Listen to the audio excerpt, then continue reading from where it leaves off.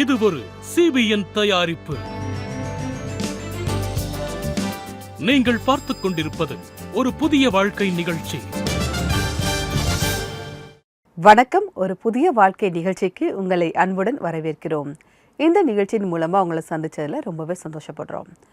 இன்றைக்கி நம்ம regional focus ஸ்ரீலங்காவை பார்க்க போகிறோம். ஸ்ரீலங்காவிலிருந்து ஜீவனுள்ள சாட்சிகள், பாடல்கள் எல்லாவற்றையுமே நாங்கள் உங்களுக்காக கொண்டு வந்திருக்கோம். அது மட்டும் இல்லை, குழந்தை வளர்ப்பு தலைப்பில் இன்றைக்கி நம்ம பார்க்க இருப்பது மாற்றுத்திறனாளி குழந்தைகளுடைய பெற்றோர்களுக்காக நாம் ஜெபிக்க வேண்டும்.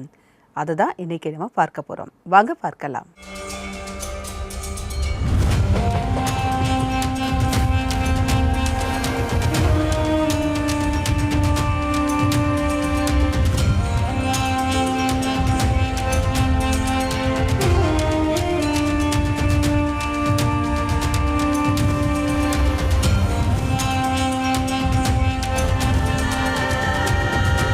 ஸ்ரீலங்கா நம்முடைய ஒரு பக்கத்து நாடாக இருக்குது. அது மட்டும் இல்லை, இயற்கை எழில் கொஞ்சம் நாடாகவும் இது இருக்குது.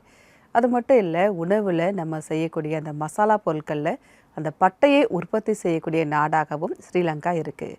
இப்போ ஸ்ரீலங்காவிலிருந்து ஒரு ஆராதனை பாடலை பார்ப்போம். இது ஒரு சிங்கள மொழி பாடல்.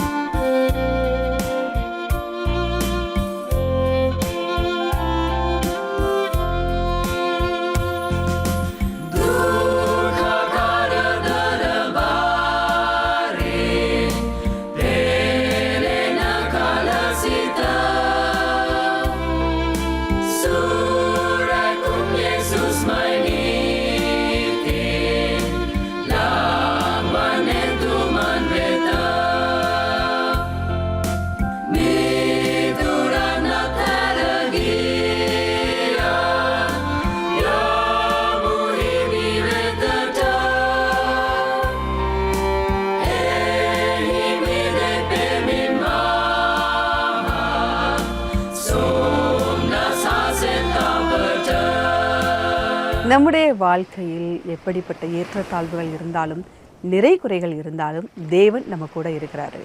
இதை தான் இந்த பாடல் நமக்கு சொல்லுது. இந்த சிங்கள மொழி பாடலை நமக்காக பாடிய குழுவினருக்கு எங்களுடைய நன்றி. தேவன் உங்களை ஆசீர்வதிப்பாராக. மாற்றுத்திறனாளி குழந்தைகளை வளர்க்கிறது அவ்வளவு ஈஸி கிடையாது. அதற்கு நிறைய பொறுமை வேணும்.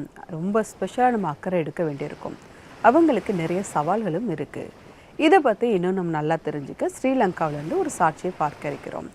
ஸ்ரீ ஜெயவர்த்தன புரவியை சேர்ந்த நிசன்சலா 70 இவங்களை தான் நம்ம சந்திக்க போகிறோம். இவங்க ஒரு மாற்றுத்திறனாளி குழந்தைக்கு தாயாக இருக்காங்க. எப்படி அவங்களுடைய குழந்தையை இவங்க பாதுகாக்கிறாங்க, எப்படி இவங்களுடைய சவால்கள் எல்லாம் அவங்க எதிர்கொண்டாங்கன்னு அவங்க சொல்கிறாங்க. வாங்க பார்க்கலாம். நான் எப்பவும் என்னோட மக கிட்ட உன்னோட கால்கள் தேவனால கொடுக்கப்பட்ட பரிசுன்னு சொல்லிக்கிட்டே இருப்பேன். தன்னோட வாழ்க்கையில என் மக எல்லா விஷயத்தையும் தேவனுக்கு நன்றி சொல்லிக்கிட்டே இருக்கணும்னு சொல்லுவேன்.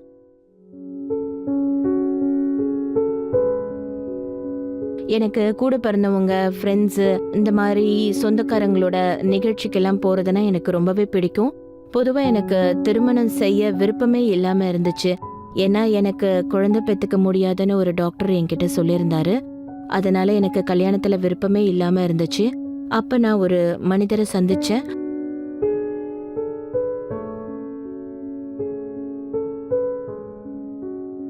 அப்போ அவர் மேல எனக்கு ஒரு நம்பிக்கை ஏற்பட்டுச்சு. என்னோட பிரச்சனை எல்லாத்தையும் சொன்ன அவர் ஏத்துக்கிட்டாரு. அதுக்கப்புறம் டிசம்பர் 2015 எனக்கு கல்யாணம் ஆச்சு. 2016 பிப்ரவரி மாசம் எனக்கு ஒரு சந்தோஷமான வருடமா இருந்துச்சு. என்னோட வாழ்க்கையில ஒரு அற்புதத்தை நான் அனுபவிச்சேன். நான் கர்ப்பமா இருந்தேன். அக்டோபர் 5ஆம் தேதி 2016 வருஷத்துல தேவன் எனக்கு ஒரு அழகான குழந்தைய ஆசிர்வதிச்சாரு. இப்படியே நாட்கள் கொஞ்சம் கொஞ்சமா போயிட்டே இருந்தது. வாழ்க்கையில நான் ரொம்ப சந்தோஷத்தை அனுபவிச்சுக்கிட்டே இருந்தேன். அப்புறம் திடீர்னு ஒரு நாள் நான் ஒரு பெரிய துயரத்தையும் சந்திக்க ஆரம்பிச்சேன். என்னோட மகளுக்கு அப்ப 11 மாசம். என்னோட மகளால நடக்கவே முடியாது அப்படின்னு டாக்டர் சொன்னாங்க. என்னோட வாழ்க்கையில அது ரொம்ப பெரிய அதிர்ச்சியா இருந்தது. நான் கதறி கதறி அழ ஆரம்பிச்சேன். எனக்கு மருத்துவ ரீதியா எந்த உதவியும் கிடைக்கல. என்னுடைய மகளுக்கு பல நோய்கள் வரத்துக்கும் வாய்ப்பு இருந்தது அப்படின்னு டாக்டர் என்கிட்ட சொன்னாங்க. இத காரணமா என் குழந்தையால பேச முடியாம போகலாம், அவரால படிக்க முடியாதுன்னு சொன்னாரு. ஏன்னா என் குழந்தைக்கு புரிஞ்சுக்கிற சக்தி குறைவுன்னு சொன்னாரு. அந்த சமயத்துல என்னால தேவனோட உறுதியா இருக்கக்கூடிய வலிமை இல்லாம இருந்துச்சு. என்னோட வாழ்க்கையில அது மிகப்பெரிய சம்பவமா இருந்தது. ஒரு நாள் என் பொண்ணு சொன்ன ஒரு வார்த்தை என்னோட வாழ்க்கை பயணத்துல அது ரொம்ப உறுதுணையா இருந்தது. அவர் என்னிடம், தேவன் பல பெற்றோர்களை பார்த்திருக்கிறார், அதன் பிறகுதான் அவர் இந்த குழந்தையை உங்களுக்கு கொடுத்தார், ஏனென்றால் நீங்க இந்த குழந்தையை நல்லா பாத்துக்குவீங்க அப்படின்னு அவர் பதில் சொன்னார். பைபிள் அந்த வசனம் சங்கீதம் 127. அந்த வசனம் என்ன சொல்லுதுன்னா, இதோ பிள்ளைகள் கர்த்தரால் வரும் சுதந்திரம், கர்ப்பத்தின் கனி அவரால் கிடைக்கும் பலன். இந்த வசனம் எனக்கு என் மகளோட என்னுடைய வாழ்க்கையில முன்னேறி செல்றதுக்கு ஒரு உறுதுணையா இருந்துச்சு. இந்த நேரத்துல என்னோட கணவர், என்னோட குடும்பம், என்னோட சொந்த பந்தம் எல்லாமே எனக்கு உறுதுணையா இருந்தாங்க. அவங்க எனக்காக ஜெபம் செய்ய ஆரம்பிச்சாங்க. எனக்கு சுயமா செயல்பட சக்தி இல்லாம இருந்தது. ஒரு தாயா என்னுடைய நம்பிக்கை, என்னுடைய கனவு எல்லாமே தகர்ந்து போன மாதிரி இருந்துச்சு. என்னுடைய அம்மாவும் என்னுடைய குடும்பத்தாரும் எனக்கு தன்னம்பிக்கை தந்தாங்க. என்னோட கணவருக்கு தேவன் மேல ஒரு நம்பிக்கை இருந்துச்சு. அவர் தொடர்ந்து எனக்கு ஆறுதல் சொல்லிக்கிட்டே தான் இருந்தாரு. நான் என்னோட குழந்தைய, எல்லா குழந்தையும் சேர்க்கிற மாதிரி ஒரு நர்சரி ஸ்கூல்ல சேர்த்தேன். அதுக்கப்புறம் என்னால முடிஞ்ச அளவுக்கு நான் அவளுக்கு உதவியாவே இருந்தேன், ஊக்குவிச்சுக்கிட்டே இருந்தேன். எல்லா விதமான பயிற்சியும் நான் அவளுக்கு கொடுத்துக்கிட்டே இருந்தேன். நாட்கள் செல்ல செல்ல என்னுடைய பொண்ணு சுயமா எல்லாத்தையுமே செய்ய பழகிக்கிட்டு இருந்தா. அவக்குள்ள ஒரு தன்னம்பிக்கை வந்துச்சு. அது ரொம்ப அதிகமா இருந்தது. என்னால் அதை பார்க்க முடிஞ்சது. இதெல்லாம் என்னோட ஜெபத்தினால தான் செய்ய முடிஞ்சதுன்னு நான் உணர்ந்தேன். என்னுடைய மகளுக்கும் ஜெபம் செய்யறதுக்கு நான் கற்றுக் கொடுத்தேன். அதாவது, உனக்கு இந்த காலு, உனக்கு கொடுக்கப்பட்ட எல்லா விஷயங்களுக்காகவும் நீ தேவனுக்கு நன்றி சொல்லிக்கிட்டே இருக்கணும் அப்படின்னு என் பொண்ணுக்கிட்ட நான் சொன்னேன். இப்போ என் பொண்ணுக்கு 7 வயசு ஆகுது. ரொம்ப அழகா இருக்கா. அவகிட்ட இருக்கிற ஒரே குறை என்னன்னா, அவளால நடக்க முடியாது சரியா. ஆனா நல்லா படிக்கிறா, பாடுறா, நல்லா ஆடுறா. அவளோட எல்லா வேலைகளையும் அவளே செஞ்சுக்கிறா. அவளுக்காக நான் தேவன்கிட்ட எப்பவுமே நன்றி சொல்லிக்கிட்டே இருக்கேன். சமீபத்துல தேவன் எங்களுக்கு ஒரு மகனை ஆசீர்வதிச்சிருந்தாரு. இப்போது அந்த குழந்தைக்கு 5 மாசம் ஆகுது. எனக்கு கிடைச்சது அது எல்லாமே சந்தோஷமா ஏத்துக்கிட்டேன். நானு குடும்பத்தோட இப்போ நான் முன்னேறி போய்கிட்டே இருக்கிறேன். தேவனுடைய கிருபையால நாங்க எங்க வாழ்க்கையை சந்தோஷமா ஆக்கிட்டு போயிட்டே இருக்கோம். தேவன் இல்லைன்னா இந்த மாதிரி ஒரு சந்தோஷம் என் வாழ்க்கையில வந்திருக்காது. நான் என்னுடைய வாழ்க்கையில் பயணத்துல தொடர்ந்து தேவனை ஆராதிக்கிறேன், அவரை துதிக்கிறேன். இப்போ என் குழந்தையும் 2 பேருமே ரொம்ப சந்தோஷமா இருக்காங்க. என் பொண்ணா என் பையனோட ரொம்ப சந்தோஷமா விளையாண்டுட்டு இருக்கா. அதை பார்க்குறப்போ நாங்கள் எல்லாருமே ரொம்ப சந்தோஷமா இருக்கோம். இது எல்லாத்துக்குமே தேவனோட அருளால் மட்டும்தான் இது செய்ய முடிஞ்சுது. நான் எப்போவுமே ஜெபம் பண்ணிக்கிட்டே இருப்பேன். தேவனுக்கு நான் எப்பவும் நன்றி சொல்லிக்கிட்டே இருப்பேன். என் வாழ்க்கை முழுக்க நான் தேவனுக்கு நன்றி சொல்லுவேன். இந்த சந்தோஷம் எல்லாத்துக்குமே தேவனுக்கு நன்றி. நன்றி செவந்தி, உங்களுடைய சாட்சிக்காக மிக்க நன்றி. நீங்கள் ஒரு சிறந்த தாயாக இருக்கீங்க. ஒரு மாற்றுத்திறனாளியான உங்கள் குழந்தைய நீங்கள் எந்த அளவுக்கு பார்க்குறீங்க அப்படிங்கிறத பார்க்கும்போது எங்களுக்கு ரொம்பவே சந்தோஷமாக இருக்குது. உங்கள் பொண்ணு ரொம்ப அழகாக இருக்கா, உங்கள் குடும்பமும் பார்ப்பதற்கு ரொம்ப அழகாக இருக்குது. தேவன் உங்களை ஆசிர்வதிப்பாராக. ஒரு மாற்றுத்திறனாளி குழந்தையை யாருக்கு வளர்ப்பதற்கு மன தைரியம் இருக்குதோ தேவன் அவங்களுக்கு தான் அந்த குழந்தையை கொடுக்குறாரு. ஒருவேளை நீங்கள் நினைக்கலாம், உங்களுக்கு மாற்றுத்திறனாளி குழந்தைங்க இருந்தால் எனக்கு ஏன் இப்படி நீங்கள் கவலைப்படலாம். உலகத்தார் உங்களை குறை சொல்லலாம். ஆனால் நீங்கள் மனம் தளர்ந்து போயிடாதீங்க. ஒருவேளை உங்களை சுற்றி இருக்கவங்க கூட நீ ஏதோ ஒரு பெரிய பாவம் பண்ணியிருக்க, அதனால தான் உனக்கு இப்படி கிடச்சிருக்கு அப்படின்னு கூட உங்களை குறை சொல்லலாம். பைபிளில் நம்ம பார்க்குறோம், இயேசு சாமிகிட்ட சீஷர்கள் சொல்கிறத பார்க்குறோம். ஒருத்தங்க ஒரு குறையோடு இருக்கும்போது இவங்க அம்மா செய்த பாவமா அல்லது அவங்க அப்பா செய்த பாவமா இப்படி இருக்குது அப்படிங்கிறத கேட்குறாங்க. இயேசு சாமி அந்த இடத்துல என்ன வார்த்தை சொல்கிறார் தெரியுமா? தேவனுடைய மகிமை வெளிப்படும்படியாக இந்த குறை இவங்களுக்கு இருக்குது அப்படிங்கிறத இயேசு சாமி சொல்கிறத நம்மளால் பார்க்க முடியுது. உலகத்தின் பார்வையில் தவறாக தெரியக்கூடிய ஒரு விஷயம் தேவனுடைய பார்வைக்கு முன்பாக சரியாக தெரியுது. இதை தான் நம்ம பார்க்குறோம். பைபிள்லையுமே ஒரு சம்பவத்தை நம்ம பார்க்குறோம். உங்களுக்காக அந்த வசனங்களை நான் வாசிக்கிறேன். 2 சாமுவேல் 9ஆம் அதிகாரம் 3-11 வசனங்கள். அப்பொழுது ராஜா, தேவன் நிமித்தம் நான் சவுலின் குடும்பத்தாருக்கு தயை செய்யும்படி அவன் வீட்டாரில் யாதொருவன் இன்னும் மீதியாய் இருக்கிறானா என்று கேட்டதற்கு சீபா ராஜாவை பார்த்து, இன்னும் யோனத்தானுக்கு 2 கால்களும் முடமான ஒரு குமாரன் இருக்கிறான் என்றான். சீபா ராஜாவை நோக்கி, ராஜாவாகிய என் ஆண்டவன் தன் அடியானுக்கு கட்டளையிட்டபடியெல்லாம் உமது அடியானாகிய நான் செய்வேன் என்றான். ராஜகுமாரரில் ஒருவனைப் போல மேவிபோசேத் என் பந்தியிலே அசனம் பண்ணுவான் என்று ராஜா சொன்னான். தாவீது தன்னுடைய அடிமை கிட்ட கேட்குறாரு, யோனத்தானின் நிமித்தம் நான் யார் மீதாவது அன்பு காட்ட முடியுமா அப்படின்னு கேட்குறாரு. அப்போ மேவிபோசேத்தை பற்றி அவருக்கு தெரிய வருது. மேவிபோசேத் யோனத்தானுடைய பையன், அவருக்கு 2 காலும் நடக்க முடியாது. அப்போ அவரை அரண்மனைக்கு அவர் கூப்பிடுறாரு. அரண்மனைக்கு கூப்பிட்டது மட்டும் இல்லாமல், என்னுடைய பந்தியில் நீ தினமும் உட்காந்து சாப்பிடணும் அப்படின்னு சொல்லி ஒரு மரியாதையை அவர் கொடுக்குறாரு. தேவன் நிமித்தம் உள்ள அன்பை தாவீது காட்டுறதை நம்மளால் பார்க்க முடியுது. நாமும் கூட தேவனுடைய அன்பை இப்படித்தான் காட்ட வேண்டும். உங்கள் வீட்லேயும் இதே மாதிரி ஒரு குழந்தைங்க இருக்காங்களா? நீங்கள் அவங்கள நேசிக்க ஆரம்பிங்க, அவங்களுக்கு ஒரு உத்வேகம் கொடுக்க ஆரம்பிங்க. வெளியில் இதே மாதிரி ஒரு குழந்தைங்கள பார்த்தா கூட அவங்கக்கிட்ட நீங்கள் அன்பு காட்டுங்க, அவங்களுக்கு உத்வேகம் தர மாதிரி நீங்கள் பேசுங்க. ஒருவேளை அப்படிப்பட்ட குழந்தை வளர்ப்பில் உங்களுக்கு ரொம்ப கவலையாக இருக்குது, ஒரு ஜெப தேவை இருக்குது அப்படின்னா நீங்கள் தயங்காமல் எங்களுக்கு கால் பண்ணலாம். எங்களுடைய all India prayer line number 9910401010. இந்த நம்பருக்கு நீங்கள் வாட்ஸ்அப்பும் அனுப்பலாம். உங்களுக்காக ஜெபிக்க நாங்கள் தயாராக காத்துக்கிட்டு இருக்கோம். நம்முடைய நிகழ்ச்சியில் இப்போது வருவது ஒரு சிறிய இடைவேளை. இடைவேளைக்கு பிறகு நம்ம எல்லாம் சேர்ந்து ஜெபிப்போம். இடைவேளைக்கு பிறகு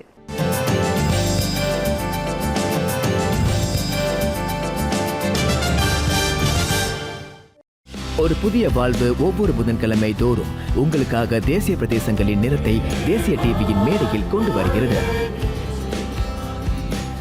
உண்மை சம்பவத்தை பாருங்கள், சபை பாடகர் குழு பாடல்களை கேளுங்கள், மேலும் சரித்திர சிறப்பு வாய்ந்த தேவாலயங்களை சுற்றி பாருங்கள்.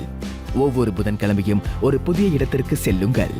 உள்நாட்டிலும் வெளிநாட்டிலும் இருந்து ஒரு புதிய வாழ்வின் ரீஜனல் போக்கஸை பார்ப்பதற்காக சிபிஎனுக்கு உதவுங்கள். Give to CBN.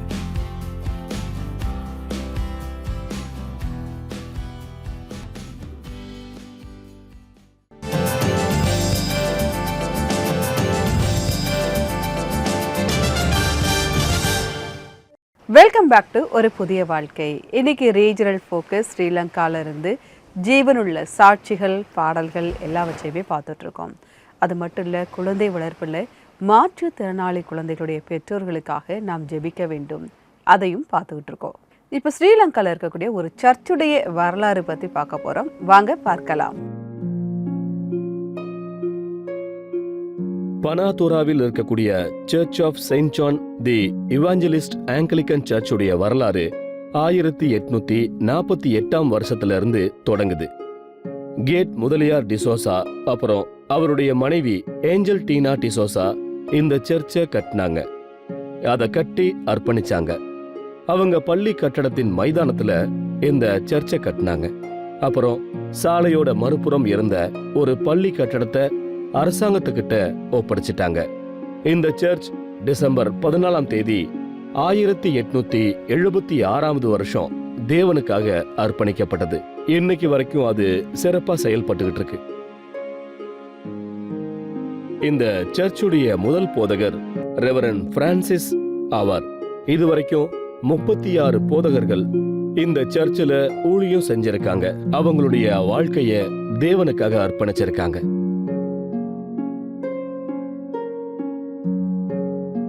ஆரம்ப காலத்துல இந்த சர்ச் வெள்ளை கற்களால் அப்புறம் சிமெண்டால கட்டப்பட்டது.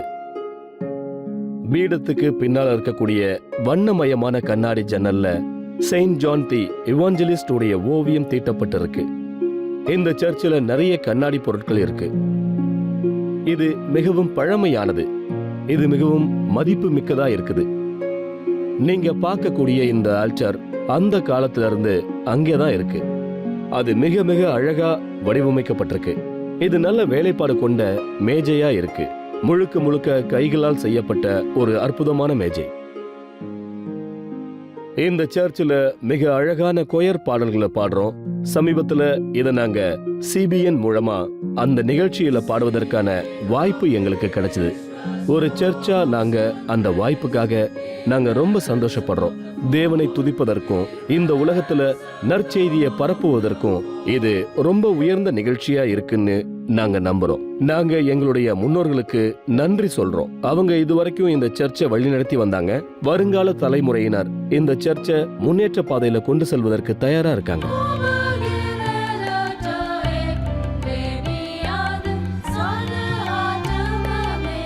ஏன்னா வருங்கால தலைமுறையினருக்கு இந்த சர்ச்சை முன்னெடுத்து செல்வதற்கு ஒரு மிகப்பெரிய பொறுப்பு இருக்கு. இந்த சர்ச்சை சேர்ந்தவனா நான் உங்க எல்லாரையும் எங்களுடைய சர்ச் ஊழியத்துல கலந்து கொள்வதற்கு அப்புறம் தேவனுடைய ஆசீர்வாதங்களை அனுபவிப்பதற்கு உங்களை நான் அழைக்கிறேன். கிட்டத்தட்ட 50 ஆண்டுகளுக்கு மேலா இருக்கக்கூடிய இந்த அற்புதமான சர்ச் பல ஆயிரக்கணக்கான மக்களுக்கு தன்னுடைய ஊழியத்தை செஞ்சுக்கிட்டு இருக்கு. தேவனுடைய ஆசீர்வாதத்தை பெற உங்க எல்லாரையும் இந்த சர்ச்சுக்கு நான் அன்போட வரவேற்கிறேன். நன்றி பிரமுக் மெண்டிஸ். இங்கே அந்த சர்ச்சுடைய வரலாறு பற்றி ரொம்ப அழகாக சொன்னீங்க. Church of Saint John the இவாஞ்சலிஸ்டுடைய வரலாறு கேட்கும்போது எங்களுக்கு ரொம்பவே சந்தோஷமாக இருக்குது. தேவன் மென்மேலும் இந்த சர்ச்சை ஆசீர்வதிப்பாராக. இப்போது வருவது ஒரு சிறிய இடைவேளை. இடைவேளைக்கு பிறகு சேர்ந்து ஜெபிப்போம்.